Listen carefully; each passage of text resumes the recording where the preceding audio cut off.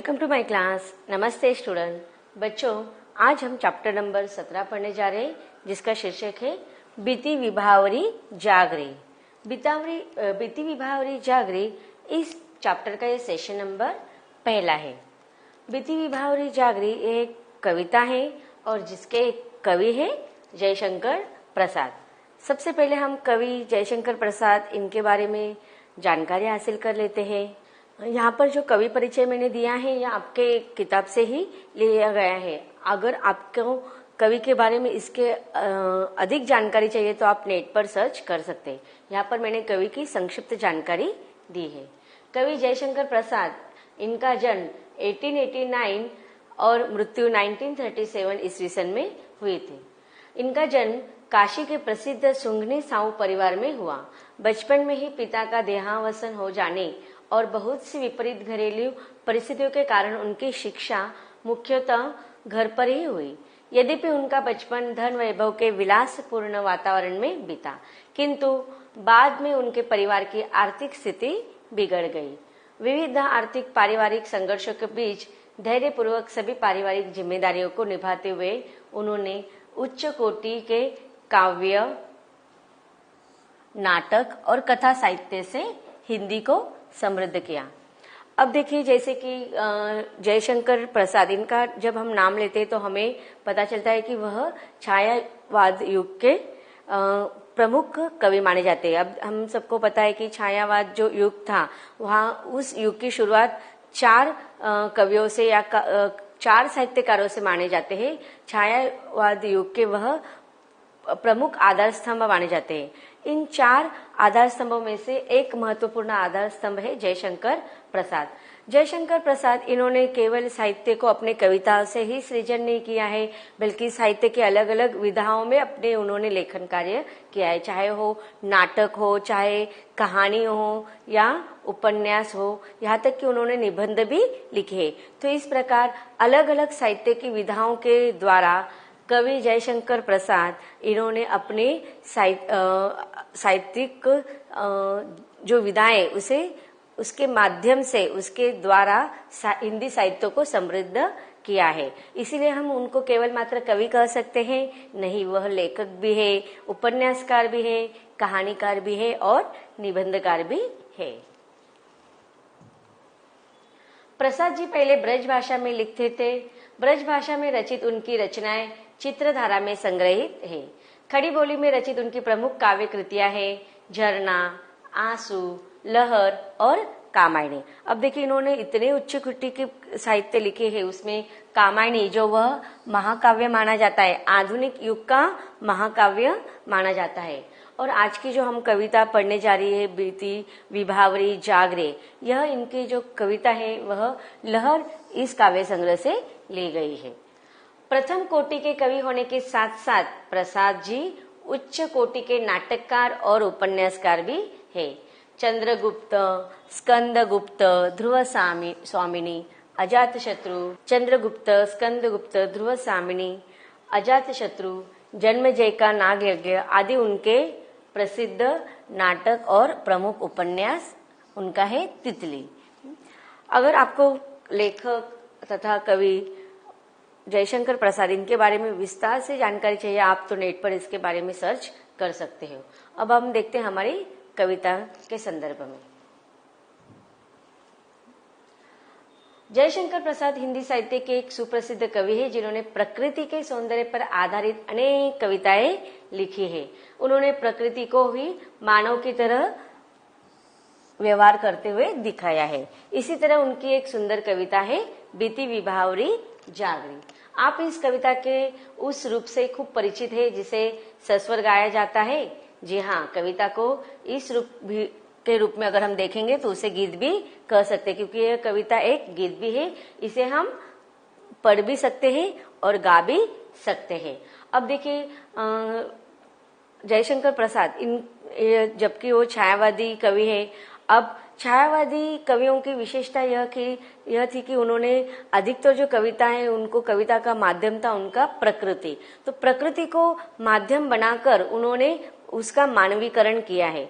अब मानवीकरण करना कि प्रकृति जो होती है, जो मानव जैसा व्यवहार दिखाया जाता है प्रकृति के माध्यम से, प्रकृति की चीजों का, चाहे वह पहाड़ हो, पर्वत हो, वृक्ष हो, नदी हो, इस प्रकार के प्रकृति के जितने भी वस्तुएं होते, चीजें होते, उनको मानव के समान हलचल करना, मानव के समान व्यवहार करना, इस प्रकार से जब प्रतीत किया जाता है कविता के माध्यम से, तब उसे हम कहते हैं कि कविता के माध्यम से कवि ने प्रकृति का मानवीकरण किया है। तो आज प्रकृति के इस मानवीकरण किए गए कविता जो है बीती विभावरी जागरे, इस कविता के द्वारा हमें कवि बहुत सारी जानकारी देने वाले हैं। उसको हम अलग अलग संदर्भ में पढ़ेंगे। ये हमारी कविता, ये कविता जो है कुल मिलाकर 3 अलग अलग पदबंधों में अर्थात स्टांजा में दी गए हैं। ये पहला स्टांजा, दूसरा और तीसरा स्टांजा। सबसे पहले हम कविता का सस्वर वाचन कर लेते हैं। बीती विभावरी जागरी, अंबर पनघट में डुबो रही, तारा घट उषा नागरी, खग कुल कुल कुल सा बोल रहा, किसलय का अंचल डोल रहा, लो यह लतिका भी भर लाई, मधु मुकुल नवल रस रागरी। अधरों में राग अमंद है, अधरों में राग अमंद पिए, अलकों में मलयज बंद किए, तू अब तक सोई है आली, आंखों में भरे विहागरे।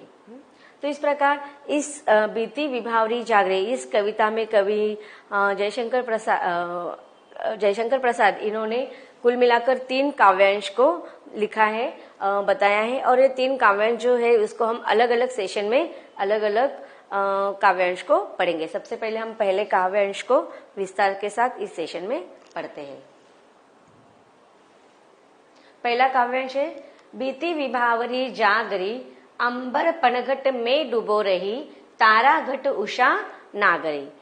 अब देखिए, यह जो कविता कवि ने जब लिखी है, उस कविता लिखने का जो समय था उसके संदर्भ में थोड़ी जानकारी हासिल कर लेते हैं कि कवि ने जब यह कविता लिखी है, एक तो हमने एक अर्थ समझ लिया है कि यह कविता जो है वो प्रकृति के संदर्भ में है या प्रकृति का मानवीकरण किया गया है। और दूसरा अगर अर्थ हम भावार्थ देखते हैं तो कवि ने जिस समय यह कविता लिखी है उस समय हमारा देश परतंत्रता में था, गुलामी में था।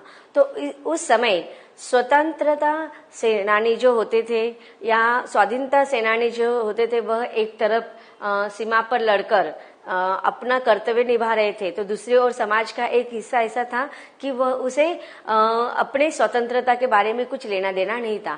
तो ऐसे समाज के लोगों के नवजागरण निर्माण करने के लिए, उनमें स्वतंत्रता की, स्वाधीनता की भावना निर्माण करने के लिए यह कविता उस समय कवि ने लिखी थी। इस कविता के माध्यम से कवि हमें 2 प्रकार के अर्थ बता रहे। एक तो प्रकृति का सौंदर्य के द्वारा वह हमें मानवीकरण के माध्यम से कविता को हमारे सामने प्रस्तुत की है, और दूसरी तरफ कि समाज में ऐसे लोगों को वो जागरूक कर रहे हैं जो जिनके मन में स्वतंत्रता की कोई भावना नहीं है।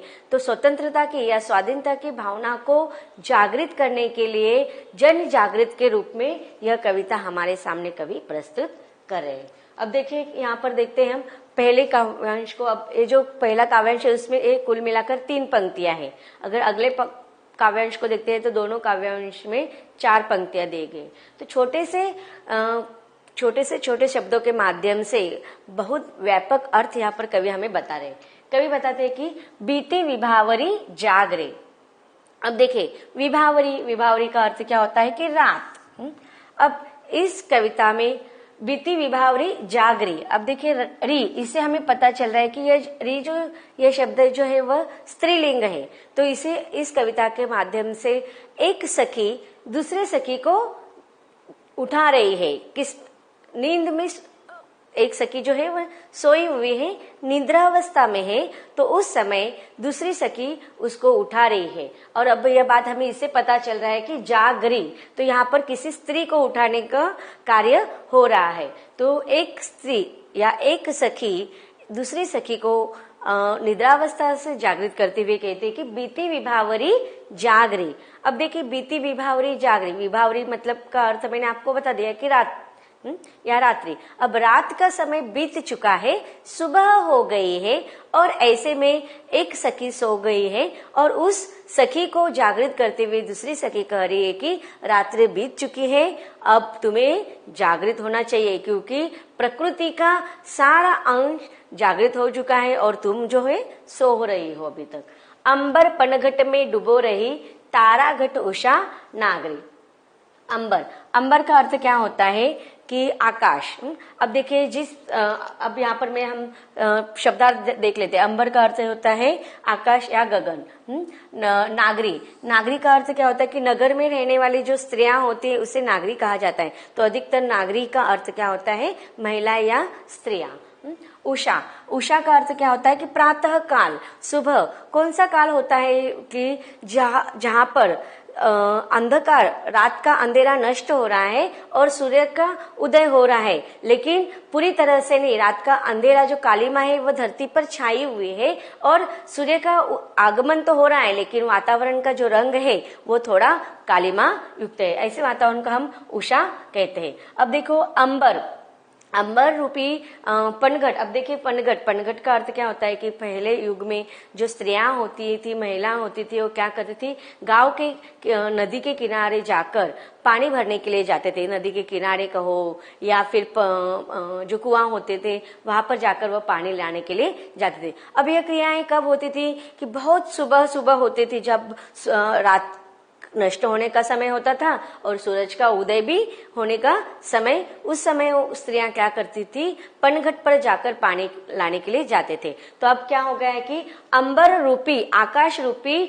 वह जो तारे छाए हुए हैं, तारे आकाश में देखो रात के समय तारे छाए होते हैं, लेकिन अब क्या हो गया है, अंबर रूपी आकाश में वो तारों का नष्ट हो रहा है और पनघट में डुबो रही है तारा घट की। जिस प्रकार से महिलाएं अपना पानी का जो घड़ा होता है उस नदी में या कुएं के पानी में डुबोती है, उसी प्रकार आकाश रूपी पनघट में आकाश में छाए हुए ताराएं नष्ट हो रहे हैं और अब तक तो सोई हुई है, हे सखी तुम अब उठो, उषा नागरी। तो इस प्रकार इसका यह भावार्थ हुआ। अब देखते हैं शब्दार्थ।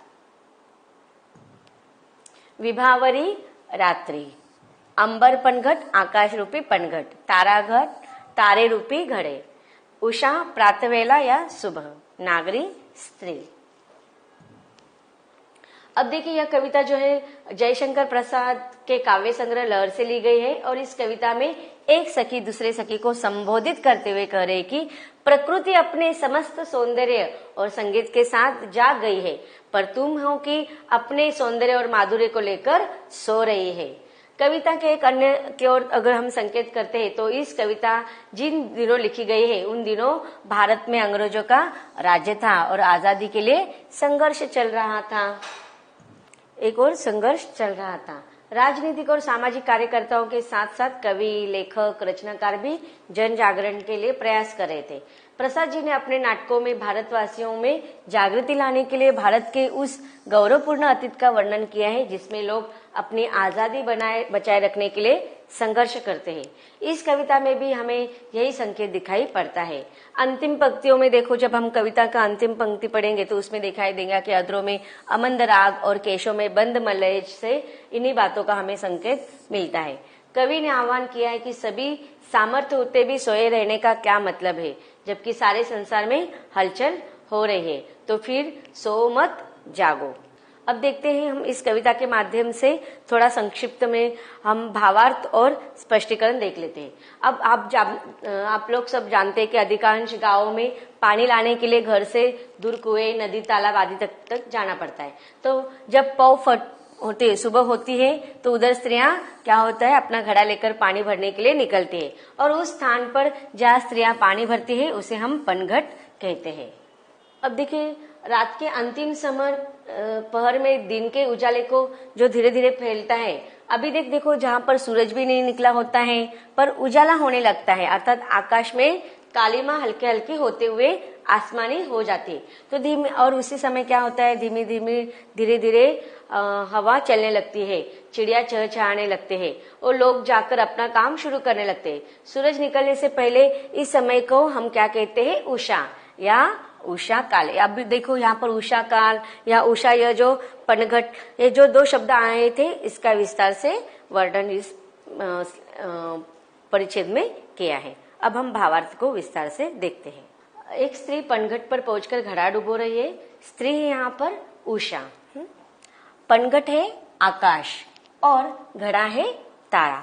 अर्थात उषा आकाश में तारों को डुबो रही है। अर्थ हुआ कि सुबह हो रही है और आकाश में तारे डूब रहे हैं। एक सखी दूसरे से कहती है कि हे सखी उठ, अब रात बीत चुकी है और उषा रूपी स्त्री आकाश रूपी पनघट में तारे रूपी घड़े को डुबो रही है। अर्थ हुआ कि उषा काल हो गया है, आकाश से रात की कालिमा दूर हो गई है और आसमानी रंग दिखने लगा है।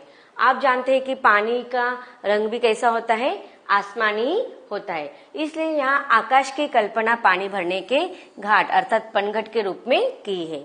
आकाश का रंग बदल रहा है और तारों की झिलमिलाहट भी हल्की होते होते लुप्त होती जा रही है। जैसे कि घड़ा दिखते दिखते पानी के अंदर गुडूप से डूब जाता है, तो उसी प्रकार से आकाश में अंधकार के समय जो तारे थे अब क्या हो रहे हैं, धीरे धीरे लुप्त हो रहे हैं, गुडूप हो रहे हैं। इन पंक्तियों का सौंदर्य इस बात में निहित है कि सुबह के दृश्य का वर्णन आम जनजीवन के कार्यों से जुड़ते हुए किया गया है। सुबह सुबह नदी, तालाब या कुएं पर जाकर पानी लाना यह ग्राम जीवन में एक आम क्रियाकलाप रहा है। तो इस कविता के पंक्तियों के माध्यम से कवि ने ग्राम जीवन के जो कार्य होते हैं उससे किया हुआ है। अब इन पंक्तियों की विशेषता क्या है कि इसमें प्रकृति का मानवीकरण किया गया है, प्रकृति को मानव के रूप में व्यवहार करते हुए दिखाया गया है। उदाहरण के लिए भोर के समय उषा के उदय होना, तारों का छिपना, या जो वर्णन किया गया है, उषा को एक स्त्री माना गया है और जो आकाश रूपी पनघट में तारों के घड़े डुबोती जा रही है। दूसरा विशेषता है कि अंबर, पनघट, नागरी में कवि ने रूपक अलंकार का वर्णन किया गया है, क्योंकि अंबर में पनघट का, तारों में घड़ों का और उषा में स्त्री का आरोप किया गया है। प्रातःकालीन मानवीय गतिविधियों के आधार पर सुबह होने के दृश्य का चित्रण सराहनीय है। तो बच्चों, इस प्रकार हमने कविता के पहले काव्यांश को विस्तार से पढ़ लिया है। अब कविता के अगले काव्यांश को हम विस्तार से पढ़ेंगे, लेकिन इसके अगले भाग में।